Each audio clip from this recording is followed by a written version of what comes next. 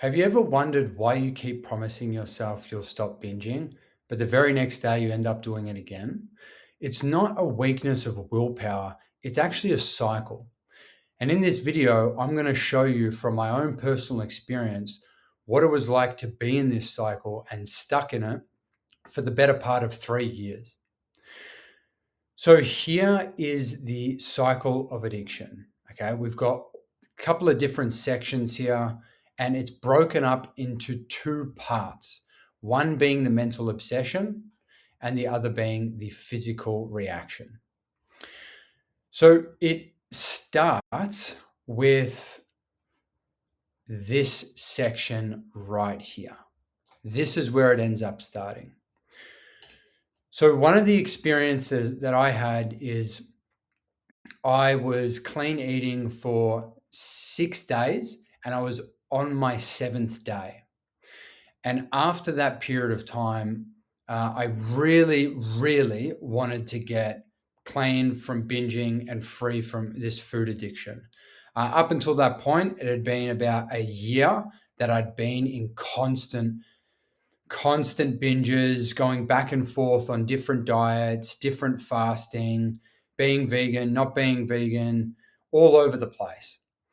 And I felt at the time that my life was getting even more out of control and my situation was getting worse.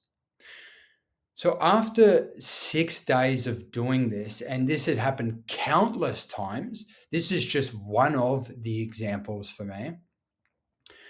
On the seventh day, I was on public transport and this thought of food, junk food, came up. And in that moment, I got very scared because it was very powerful, the thought. And at the time, I'd been trying to break this addiction. Not that I knew what this was, but I've been trying so hard different things that at the time, my self esteem was really low. And I was restless, irritable, and discontented. Oh, so my self-esteem was really low, and I felt restless, and I felt irritable, and I felt discontented with my health and the situation in my life that I was in at the time, which was broke, very sick, health issues out the window, and I knew that I had to clean up my health. And I'd been eating clean, vegan, raw vegan for the last 7 days. But it came to a point where on this seventh day, now I had this thought. So what happened? I'm feeling these feelings. I've been feeling all the past, binges that I've gone on, and I'm hoping that this is going to be different for me. But this is how I'm coming into this situation whilst I'm on public transport. Now, once I start thinking about it on the tram here in Melbourne, Australia, I started to think about it more and more, and I even got worried and fearful about it, which made me think about it more. And I ended up crossing the bridge to desiring the effect. Now, at this time, I actually called my parents because they had said to me that if this ends up coming up again, call us before it happens and we can look to talk you through it, especially my dad. He can look to talk you through it and you can continue on for the night, not having binged, and continue the next day. And I thought that's a really good idea if this really prevalent, if I really feel it, which I did. So anyway, this ends up happening. I go to my parents' house. I chat with my dad. I get tucked into bed. And now I'm watching TV whilst just before I'm about to go to sleep. And again, the ad comes up on the TV about a burger place called Hungry Jack's here in Australia. And this desiring the effect became very, very prevalent. I could not get the thought out of my mind about that burger and about food. So, what ended up happening? From this point, I ended up coming to that I cannot differentiate the truth from the false. So, what this means is that I know that if I binge again, one, I'm not going to become any healthier than I currently am. And two, I know if I binge, I know that the next day it is going to be just as hard for me to make any progress whatsoever. And I don't want to because it's been it's the seventh day now, and I don't want to be doing this. But my mind is convincing me and justifying me that it's a good idea. And this is where the differentiation between what's true and what's false starts to become an issue. Because the truth is for me to continue to eat cleaner and to not binge. And I know that. I know that in my gut. I know that inherently. But what's coming up in my mind is go down this road, get out of here, and have this burger and binge. You're going to feel better. So, this is what I'm wrestling with. So, what ended up happening? I was stuck in this cycle for, this stage I was stuck in for hours. I was going from the pantry to the balcony, thinking of like jumping over the balcony of my parents' apartment to then go out on through the street and go to this burger place that I knew was 10 minutes up the road, or go to the pantry and just eat something already and get it done with, or go back to sleep. So I went from bed to pantry to bed to balcony, bed to pantry, bed to balcony. And I did this for 2 hours. And after 2 hours, my brain was in absolute scrambles and I ended up giving in. So what I did is I went down to Hungry Jack's. I remember the walk over there was like on one hand, like I'm so ready to just like have this food at that point. It's all I can think about. But I know this is not a good idea, but I cannot stop myself. So I order the meal. I order as much as I possibly can, the nuggets, the burgers, the chips, everything I can, and the action of binge food and what it creates. So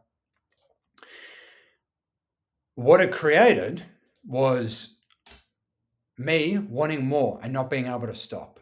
I didn't just have one chip. I didn't just have one nugget. I didn't have a small burger or a bite of the burger. And that is where the phenomenon of craving develops. This is where once I start, I cannot stop. This urge and this craving, this physical reaction comes over me that I cannot control. And I end up wanting more up until the point that I am completely full. I cannot eat a single more chip, nugget, burger, anything, cannot do it. So this ends up causing the binge. And this ends up causing the binge. And the binge is in the moment. But what happened for me is, yes, I ate a lot of food in that moment. But it did not stop there. I went and walked back to my place because I lived around the corner. I was crying all the way home because I felt so powerless and so hopeless. And I'd got the most amount of time I could at that point, which was 7 days. And even my family had told me that just call them and it will be okay. You'll finally be able to break whatever pattern you're in. And I wasn't able to do it. And the amount of pain that one experiences in that moment is certainly how I experienced is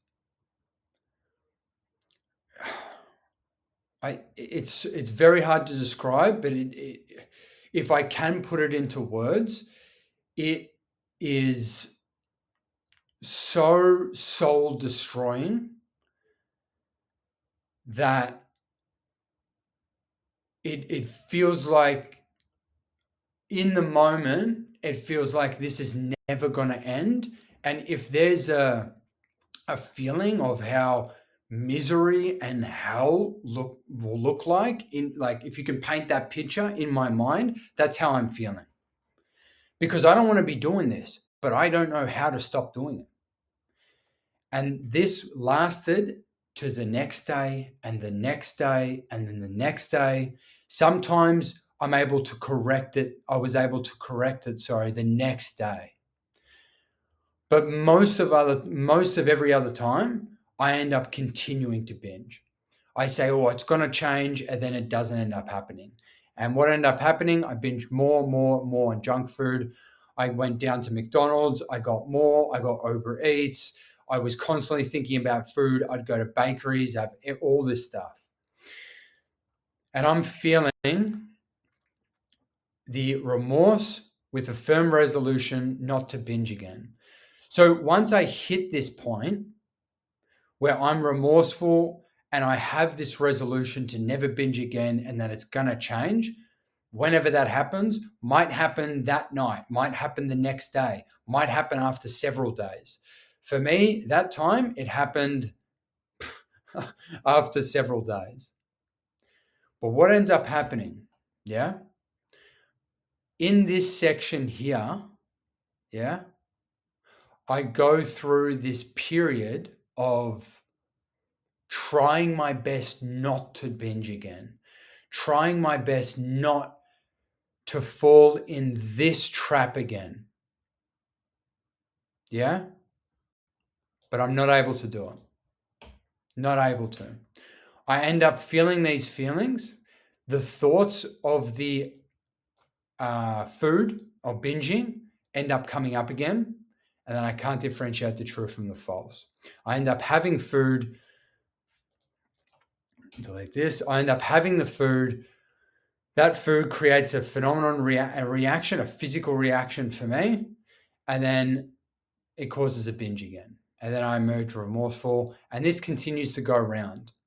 Now, the last bit I wanted to share is within this desired effect and the thinking, a thought is just a thought until you continue to have those thoughts and you cannot get them out of your mind, that it ends up turning into an obsession.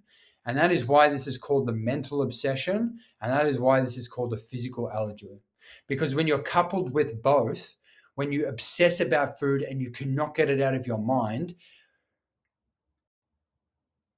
and then you end up binging again, and this reaction comes over you, it ends up becoming a real issue. Because if you just had the physical reaction, but you did not have the mental obsession, then you would be able to keep it at the binge and stop and say, this is enough for me, I'm going to continue. You would never get to this point. This process here would never start and continue. So that wouldn't happen. But it does continue to happen because we're coupled with both. And the real issue here is the mental obsession. And if you're able to treat the mental obsession like I have been able to do 6 years ago and have a solution in place for that, you're able to experience peace and you're able to break this cycle. And this never becomes an issue again. This is what I've experienced. There'll be a link down below. You can even book a call in with me and we can talk about this if this is coming up for you, what this looks like, and what are some of the strategies and things you can put in place to be able to break this. It does not happen overnight. It takes some time. But as soon as the foundation and the strategies have implemented that I've put into practice for myself, it's able to be broken. And once it's broken, it's then a daily reprieve to continue to be on top of it. Okay?